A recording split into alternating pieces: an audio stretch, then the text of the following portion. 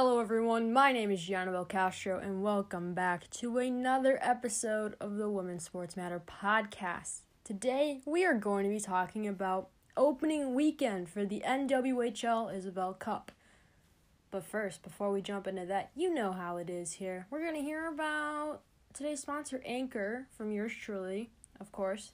And then we're going to jump into some of the headlines from this past weekend, what happened if you didn't watch, and what I think. Because this is the first time I've ever watched women's hockey, especially the NWHL. So let's jump right into today's episode. But first, a word from Anchor. Hey everyone, it's Gianna Belcastro with the Women's Sports Matter podcast, and today I will be discussing today's sponsor, Anchor.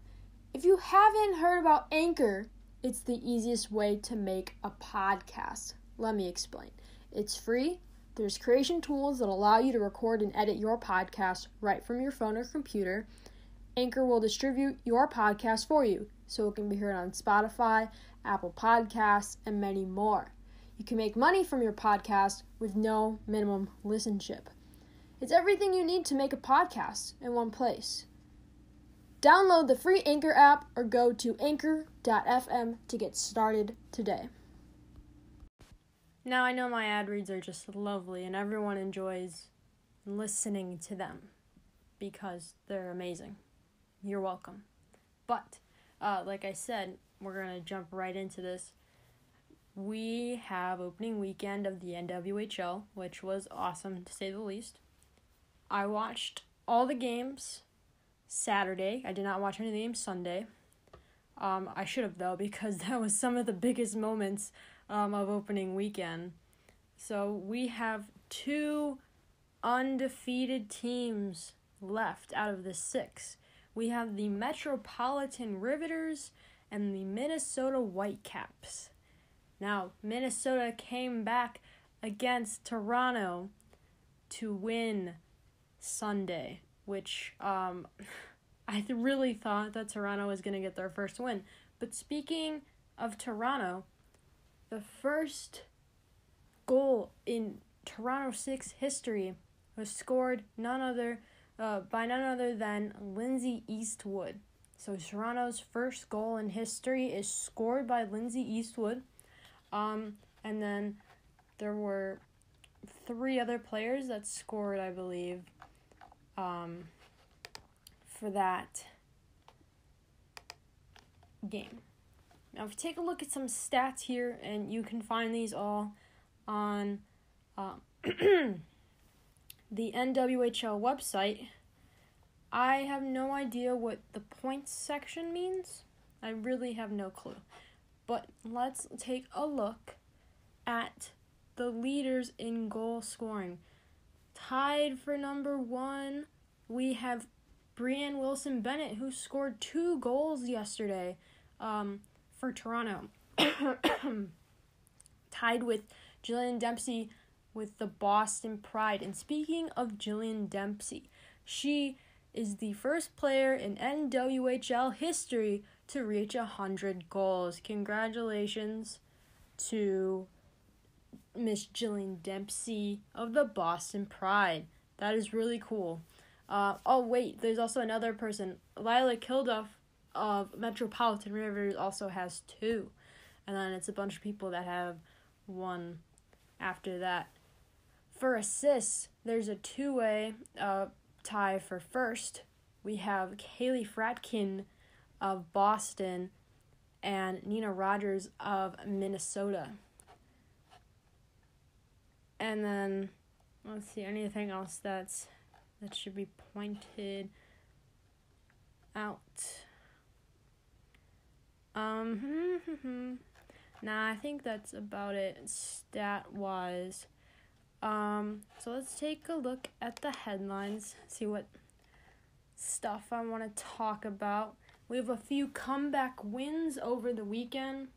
An example of this is Minnesota defeating Toronto in overtime, and Boston beat Buffalo yesterday as well. They bounced back after that. The surprise of the weekend for me was when Minnesota beat Boston, although some people weren't surprised, this game was on Saturday. I came into this thinking Boston is the best. They are the best team in the league, hands down. But they kind of fell apart against Minnesota, and that was a little surprising to see that. So I was surprised with that win. The announcers called it an upset, kind of, but after seeing the way that all of these teams have played, I'm thinking Minnesota is going to win the cup this year, and that is my personal opinion. Let's see here. All the goalies, by the way, are phenomenal players. They're so good.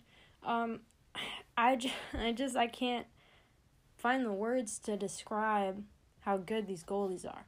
And we got some flippin' fast people on the ice too, which I can't remember the name of the person that I wanted to talk about. But one thing that I do want to talk about is NWHL players to wear end racism patches in 2021 season. And this was decided by the Players Association, I believe. And we did have some people kneeling during the anthem from the Riveters, I believe. Which I have a question for all the hockey players.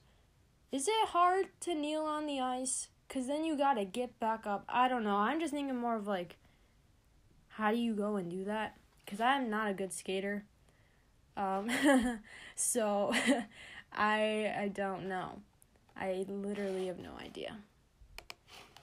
And if you want to check out all this stuff again, just go on their website. You can read all these news articles that I am talking about. If you guys were watching, tweet me at WSM Podcast. What was your favorite game and why? And what was the most surprising moment for you? For me, the most fun I ever had watching hockey was Saturday. That was when I first started watching. The fans are phenomenal. The announcers are fantastic. And the players are really good. So, that's what I wanted to talk about.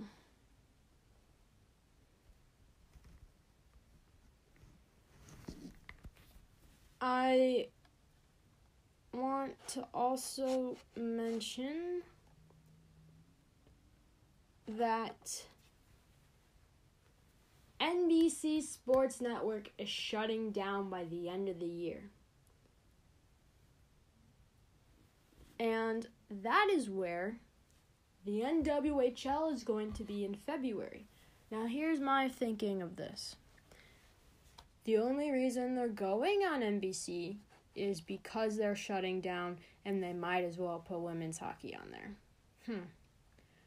But that's just me.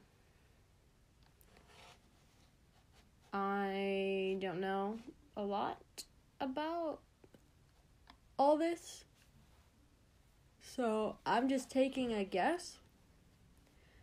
But yeah, if we take a look at the standings really quick,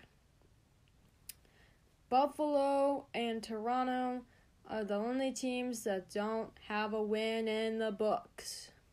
Metropolitan and Minnesota both have 2. Boston and Connecticut have 1. Toronto will be playing Boston as if you're watching this when I post this today. So that's exciting. I think I had to check that game out. That's the newest rivalry within the league. And if anyone is a hockey fan listening, and you can tweet this at me or whatever, what does points mean? Because I don't get it. I know what soccer points are. You got 3 points when you win a game. Is that like the same thing? I don't know. I don't know. Oh, I gotta stop saying on here. Whew. there was also a lot of chatter from the announcers about saying Toronto wrong. Between the Twitch chat and the announcers, I say Toronto. I don't say Toronto. I say Toronto. I don't really say the second T. And I'm guessing that's the way you're supposed to say it. I'm not Canadian, so I wouldn't know. Again, I'm from Chicago, basically. Not really, but basically. And I choose to say Toronto. I don't say the T at the end because it sounds weird. Toronto. It sounds like you're saying toe. And I refuse. So people are getting mad at the announcers for not saying it correctly, and I understand that feeling. Say the name right or don't say it at all. Or at least that's the way I think about it. And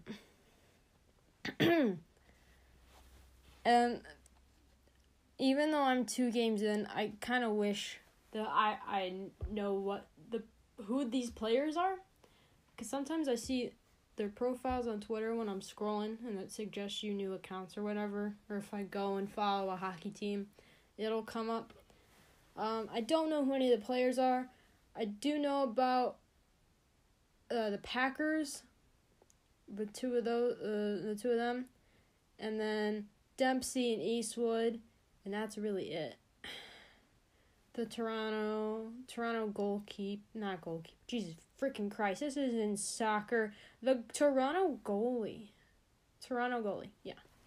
And I also struggle to see the puck during the games. Because I'm watching, I'm like, okay, there's a bunch of women skating, but where's the damn puck? And then 1 second I'll find it and be like, okay, cool, I know where it is. And the other second I'll be like, is there a puck even on the ice right now? Also, I think with this being exclusively on Twitch for right now, the camera angles are outstanding.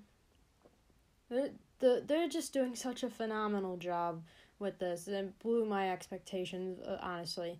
I really want a team in Chicago because, we have the Blackhawks. Why don't we just add a women's team? The women's team market here is phenomenal. I'm just going to keep overusing the word phenomenal. And we have the Chicago Sky and the Chicago Red Stars, 2 really good teams, and the Chicago Bandits are just on a whole nother level as well. They don't give much love and attention.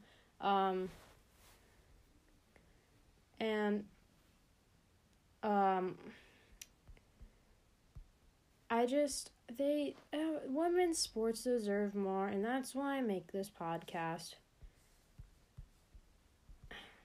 It's just, I wish that there were multiple teams, but we have 6 right now that we can enjoy, even though they're mostly East Coast teams, and there's no love in the South or on the West Coast, unfortunately, but as we see with the NWSL and expansion, the more people watch, the more people find out about this, we're going to have teams popping up all over the country within the next 15 years.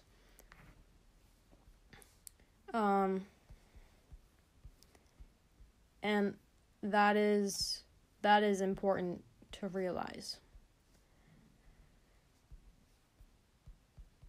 And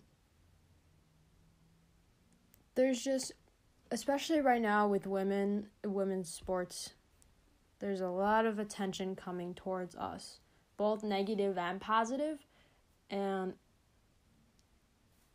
we deserve more positive attention. That's all I want to talk about with that. There's a junior NWHL? Why is this the first time I'm seeing this? The official youth affiliate program of the National Women's Hockey League, the Junior NWHL connects young players, future NWHL draft picks, to our current players and also builds forever fans. We have 140 teams in 31 states. Okay, well, you still don't have stuff in Illinois. But how am I supposed to... Okay. So with the junior NWHL, as we talked about expansion, and we're going to talk about where these teams are. There's one in the neighboring state of Indiana. Or what? 31. Can I count? Because I'm confused which... 1, 2, 3, 4, 5, 6, 7, 8, 9, 10. Okay, 31. Okay, yeah, okay. The dark blue on the map is what we're talking about here. 31 states because I can count everyone. Okay? We got teams all over the West Coast. Literally. With Washington, Oregon, California, Arizona, New Mexico, Wyoming, Utah, Colorado, Texas. What state is that? Kansas, Iowa, Minnesota, Wisconsin, Arkansas, Missouri, Illinois, Ohio, Michigan, Maine. I believe that is Vermont. I don't know. Or is that New Hampshire?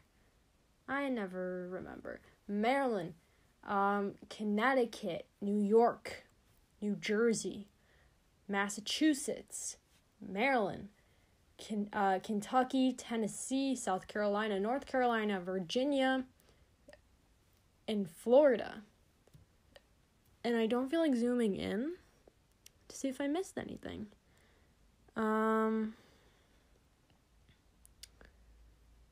But now that I know this, I think we're in good hands. It's cool to see this now that I know about it. Over 140 teams in 31 states. But good for them. Okay.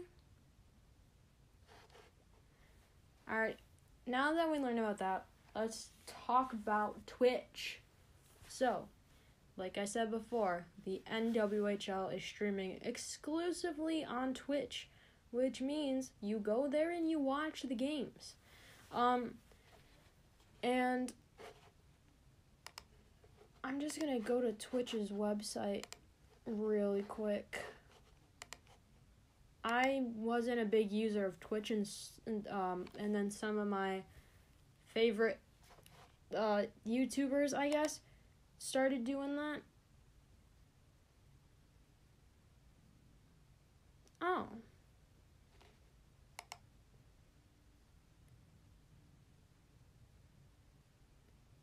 Huh. I was just looking on my Twitch. I was gifted a sub. I was gifted a tier 1 subscription for a month. Oh, that's so nice. 2 days ago. So it must have been on Saturday. Huh. Well, that is very nice. That is very nice. There were a lot of people gifting subs. And if you don't know what gifting subs means, it's gifting subscriptions. Which is the whole point of what I was going to talk about in this section of the episode. Is when you watch on Twitch, you can follow. And then that you can watch it. I don't know if you can chat. Oh, with that. Oh, I just rhymed. But when you subscribe, you can do this with your Amazon Prime too, for free. You support the streaming channel. In this case, it would be the NWHL. And what the NWHL is doing is they're splitting the revenue with the players. So 50% goes to the NWHL and 50% goes to the players. Well, you may think that is not a lot, but it's a big deal. Also, especially, there were 87,000 plus people watching in total on Saturday. Or was that for the whole weekend? I can't remember, but that's a big deal. And there's a lot of people gifting subs on here to new fans. So I really appreciate whoever did this. I'm going to enjoy using my Zamboni emote, which is, I guess, another thing I should mention really quick. The NWHL came out with new merch. That's right, you guessed it. It's a Zamboni machine, everyone. Basically, what this is, you, if I can go to their website page. Also, their hoodies are great, and I'm just broke. But, okay. We have Zamboni hoodies, t-shirts. So it's, apparently this guy's name is Aaron, and people on the Twitch chat were, like, falling in love with the Zamboni machine and the guy that operates it. People make fan cams for this thing. It's very funny. Shows you how much these people love this, and you can always make a meme out of anything. And that's kind of the same thing with the NWSL, because we got meme accounts for the freaking playground from the NWSL Challenge Cup. So that was something.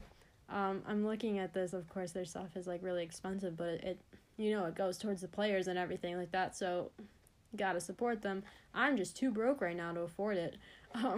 But I would definitely buy the hoodie with all the teams on it for the Isabel Cup for this season, just because they look great. And all the jerseys are phenomenal too. I use the word phenomenal too much. Drink water, a sip of water, every time you hear me say the word phenomenal in this episode. I don't know how many we're on, and I'm not going to be counting. Also, today's episode is just listening. There's no YouTube episode for this today. But, yeah. And okay, I'm done with Twitch. Anything else I want to talk about? On Twitter, I think I'm going to create a poll or something about which team has the best jerseys in the league, because I can't decide. I'm stuck between Toronto and Connecticut. I don't know. I really like Connecticut's green and blue jersey. I don't know. But all of them are phenomenal. Y'all are going to be drinking so much water by the end of this episode. Jesus. All of them are so good looking. I can't pick one. With the WNBA and NWSL, it's clearly obvious who has the best jerseys. Just saying, Chicago does a pretty damn good job of creating jerseys for their teams. I don't speak for the Bears, though, or anything like that. Or the Cubs. Ugh. Anyway.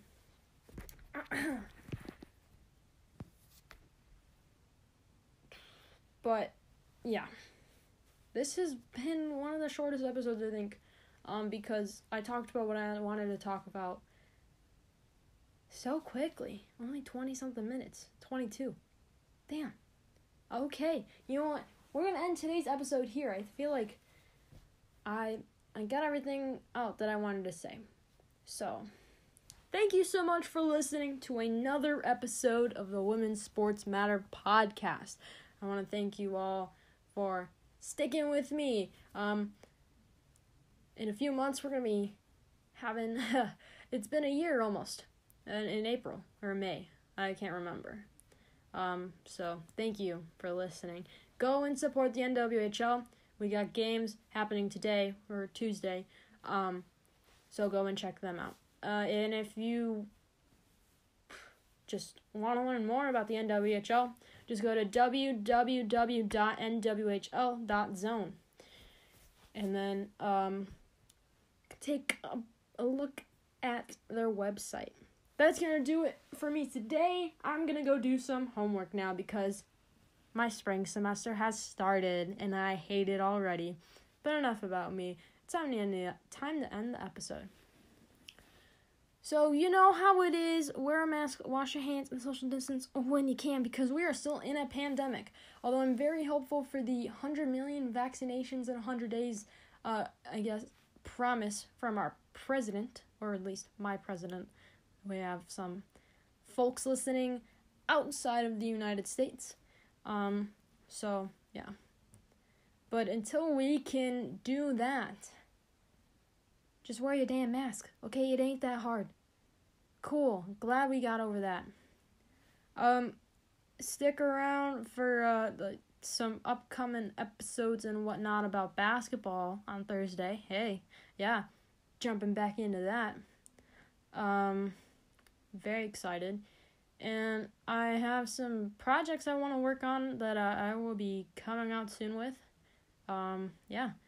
And I'm just excited. So, stay tuned. Thank you so much for listening to the Women's Sports Matter podcast. I'm your host, Gianna Castro. Have a nice rest of your day. And that's all, folks. See you next time.